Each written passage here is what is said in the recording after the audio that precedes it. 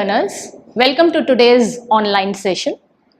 Today we are here to do the introduction of the course Stenographic Skills. Now, before I introduce you to the course, I would really like to introduce myself. I'm Shweta Bhardwaj and I am a senior faculty at YWCA of Delhi, and I've been teaching this course for the past 20 years. Stenographic Skills is a course offered by School of Vocational Education and Training, and it is a part of the IGNOU program, Diploma in Modern Office and Practice. There are 4 blocks under this course, and every block has 4 units. So today we'll begin with block 1. Now block 1, again, like I said, every block has 4 units. So in block 1 also we have 4 units. The first is Introduction to Stenography. Second, consonants. Consonants are also termed as strokes. And the third is vowels. Why vowels are required? Because basically to form a word, we need to know the consonants as well as the vowels. And the fourth is punctuation signs, which are used in shorthand. And there is one more concept in unit 4, that is abbreviated form of way. How to use abbreviated form of way. So let's begin with unit 1, which is Introduction to Stenography. Now stenography, what is stenography? Stenography is basically composed of 2 words, steno plus graphy. Now steno basically means narrow and graphy is to write. So whenever we need to write as briefly as possible, we have to make use of stenography. Why? Because suppose if one needs to write the dictation at 120 words per minute or 140 words per minute, it is not possible to write in longhand. But yes, it is very much possible to write in shorthand. And the main aim of learning this language, is to write the dictation neatly, accurately and speedily. And in case one has to write this language neatly, accurately and speedily, one must have a good knowledge of the subject, and constant practice needs to be done for the same to achieve that accuracy and speed. Now next is we go ahead with the definition, which is the most important thing to understand what is shorthand actually. Now it was later known as shorthand, and shorthand has been introduced by Sir Isaac Pitman in 1837 in England. Now shorthand is the art of representing spoken sounds through written symbols or signs. Like whenever we teach English to a kid, English is a new language. When you begin learning it, you start with alphabets from A to Z.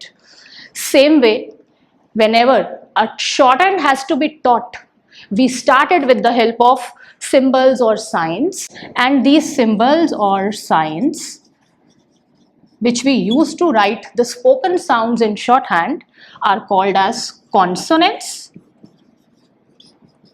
and they are also called as strokes. Consonants and strokes are one and the same. Now, as I said, Pitman's shorthand is based on one term that is called as phonetics.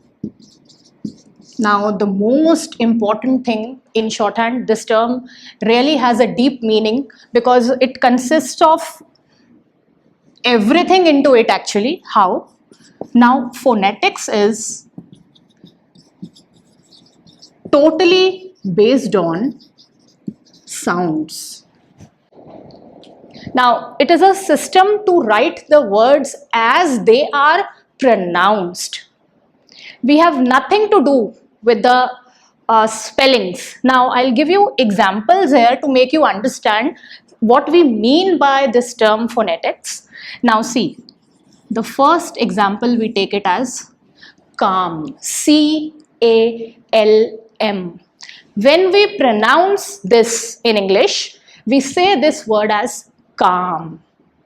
Now, when we have to write this in shorthand, we need to focus only on the sound which we are hearing while pronouncing this word. Now, when we pronounce it, we say it as calm. So, what are the sounds we are getting that matters?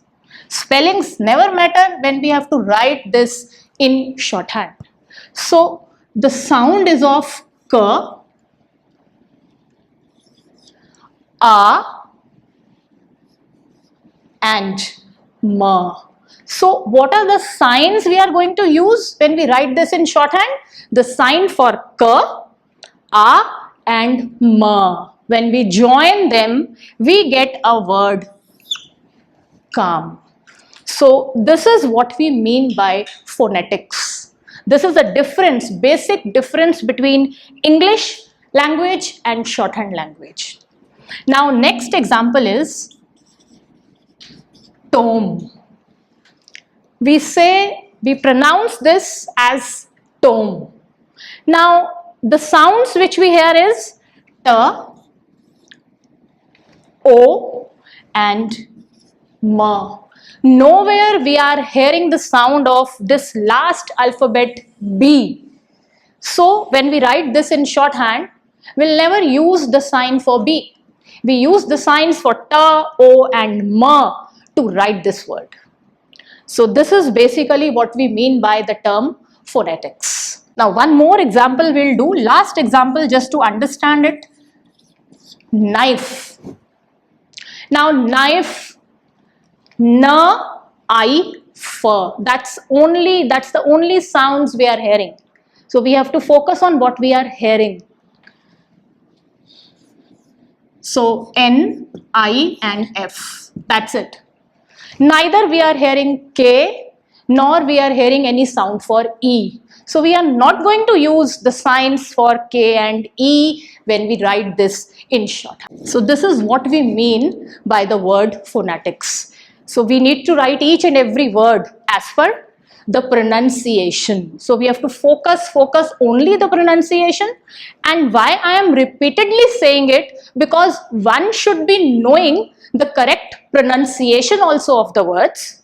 In case you don't know the correct pronunciation of the words, you will not be able to write them correctly. So, your pronunciation should be correct so that the way you are pronouncing it, you are exactly writing in the same manner. Now, the next term is consonants, and as I already explained, consonants are also called as strokes.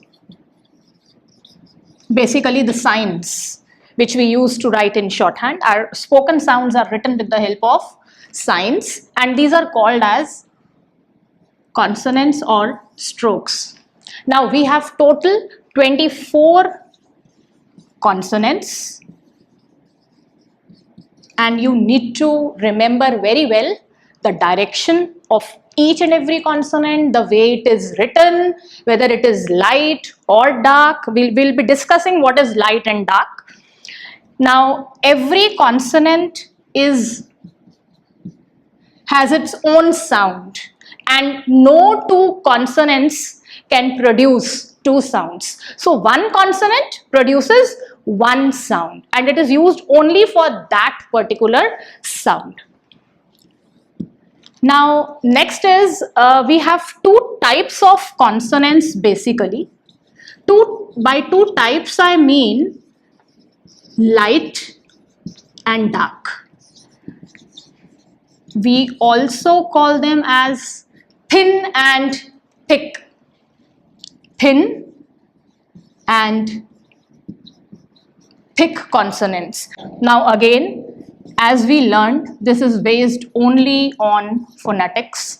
So the consonants which are pronounced heavily, they are written with darker signs. They are called as heavy consonants. And the consonants which are pronounced lightly, they are called as thin consonants and they are written with light touch. Now, if we talk about thick or dark consonants, like we see the few examples here.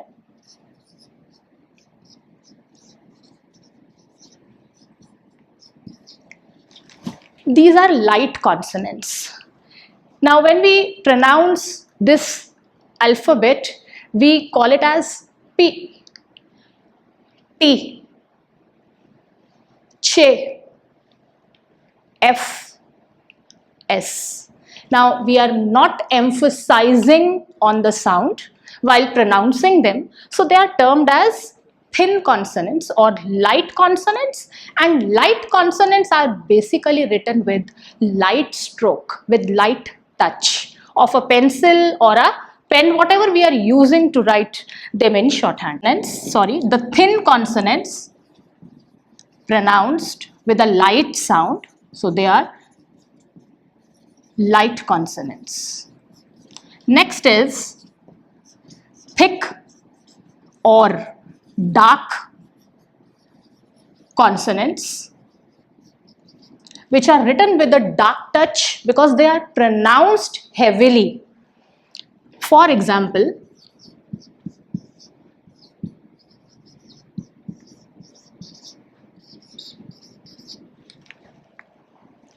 B, P, B. Now what is the difference in the sound? P is pronounced lightly, B is pronounced heavily, so P is a light consonant and B is a dark consonant, and we need to understand the concept of light and dark very well. Why? Because there are few pairs also. Now pairs are, if we understand this term, now P and B are paired in shorthand. P and B are paired in shorthand means the outline of P and B is exactly same. There is no difference in the outline, there is no difference in the sign which we are using for P and B in shorthand. But why they are paired? This is the reason they are paired, that they share the common outline, but P is always written with a light touch and B is always written with a dark touch. So P is a light consonant, B is a dark consonant. Now how do we identify? We identify only on the base of the light and dark touch.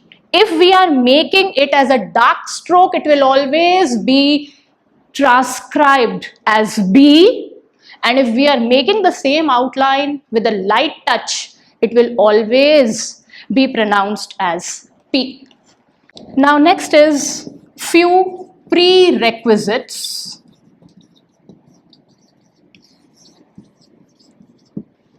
of writing in shorthand.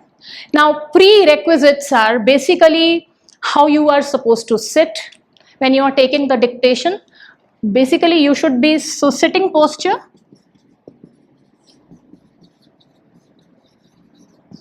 So one must sit in the middle of the chair and your feet should be on the floor 6 inches apart from each other.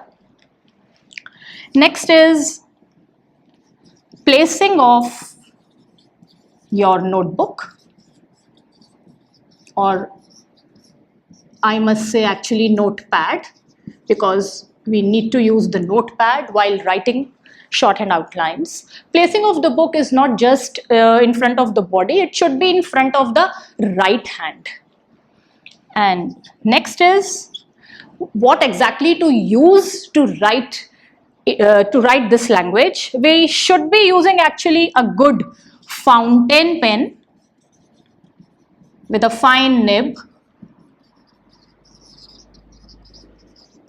or in case you are not comfortable with using fountain pen, you can always use a good sharpened pencil. But make sure the pen and pencil you choose to write in shorthand, you should be able to write the strokes with light touch and dark touch with a pen or pencil, whatever you are choosing. Next is the notebook. You should never use a ruled notebook. Okay, the simple notebook, the copy which we use, we should be using only shorthand notepads. And with the broad lines at initial level, so that you can write the consonants well in between the two lines. There should be now enough lighting in the room in which you are writing. Proper ventilation should be there so that you are comfortable, you are able to listen it well, and you are able to write down in a proper way. And next is the most important thing now actually is the amount of concentration. You should have full focus on what you are writing, because even for a second, if you get distracted, what happens? You may not be able to listen exactly what the dictator has said, and if you are not able to listen exactly what the dictator has said, obviously you will not get exact word. So that's most important thing. Now while taking the dictation, you should be flicking the page, and you should be taking even less than a second to flick the page, okay, next page, while doing the dictation, so that you don't miss on anything. So that's again the most important thing when you're writing the dictation. So these are the basic prerequisites, okay, which you can consider when you are writing the dictation. Now next is we'll be doing the features or characteristics of consonants. Now there are few things related to the consonants which we should be knowing before we do them in detail. Okay, what are the different strokes or consonants and how to categorize them. So before we do the categorization, we should be knowing exactly the features of the consonants. Now the first is consonants are light as well as dark. Though we just discussed it in detail, so I'm not going to repeat it now, because as just now we have done, the light consonants are the ones which are pronounced with a light sound, and the dark consonants are the ones which are pronounced with a heavy sound. Second is every consonant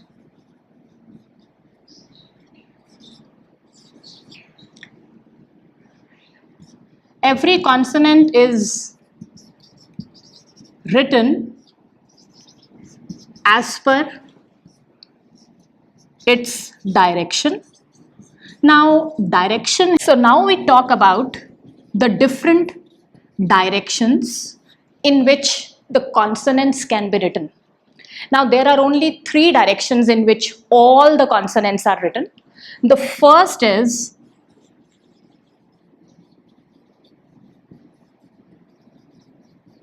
downward direction. Now downward direction is always from top to bottom. So any consonant which begins from top to bottom is called a downstroke. And why it is called a downstroke? Because it is written from top to bottom, and top to bottom means a downward direction. second direction, horizontal direction, which will be from left to right, going ahead. So horizontal direction. You can also call it as forward, and it means the consonants which are written from left to right, they are written in horizontal direction and they are called as horizontal strokes. And the third direction which we are going to learn just now will be upward direction is, yes, bottom to top. When the consonant is written from bottom to top, it is called as upstroke. Why it is called as an upstroke?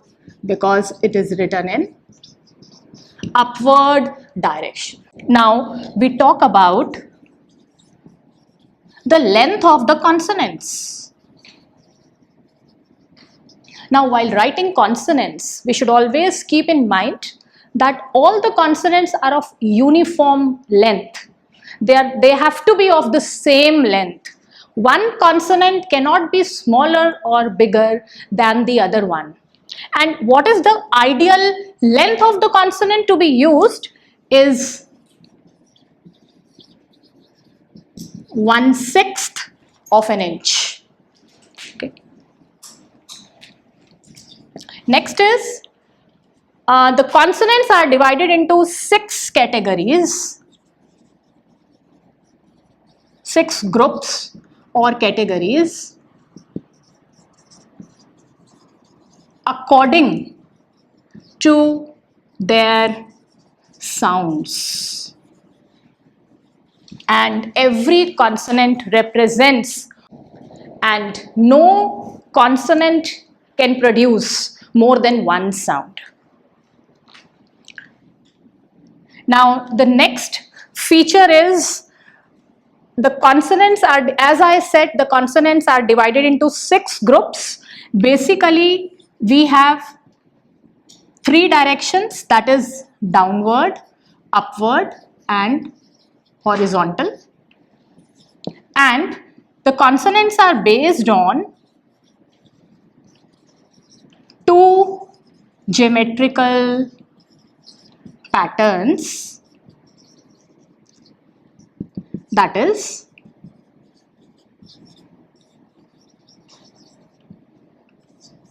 straight lines and curves. Now what are straight lines and curves?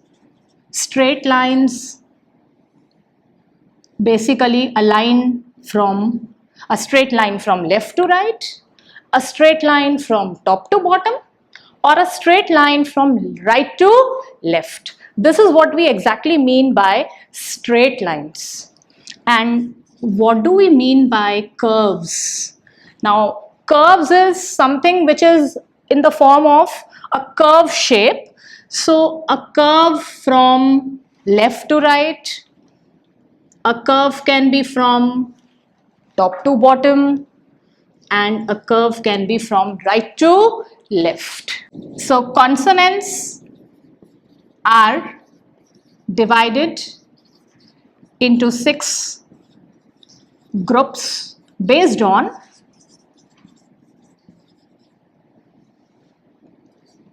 two geometrical forms plus the 3 directions which we have just learnt. So we have straight consonants, we have curved consonants. Straight can also be written in 3 directions and curved can also be written in 3 directions. So that means we can easily divide them into 6 categories. How? See, we have few which can be written with straight line in downward direction. So they are called as straight downstrokes. We have few which can be written with straight line but in horizontal direction. So we call them as straight horizontal. And there are few which can be written with straight line in upward direction. So they are termed as straight upstrokes. Same way, under curved, we also have three categories. Strokes which are written with the help of curves from top to bottom. They are called curved downstrokes. Strokes which are written with the help of curves in horizontal direction from left to right. They are curved horizontals. And the strokes based on the curves written in upward direction from bottom to top. They are curved upstrokes. This is how we have divided them into 6 categories. 3 with straight and 3 with curved. So just to sum up what exactly we have learnt in this unit, Introduction to Stenography. Now the basic intro of the language and its importance.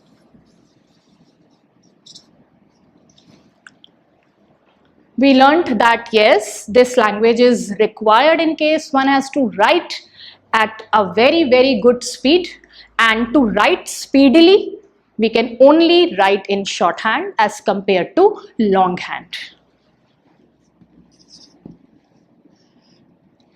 Second is, we discussed about the signs which we use to write in shorthand, and those signs are called as consonants.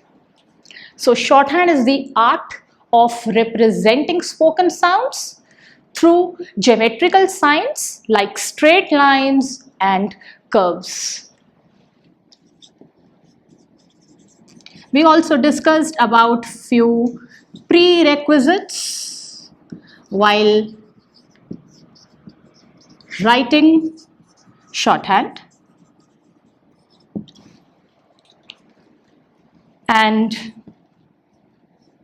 we also discussed about the features of consonants,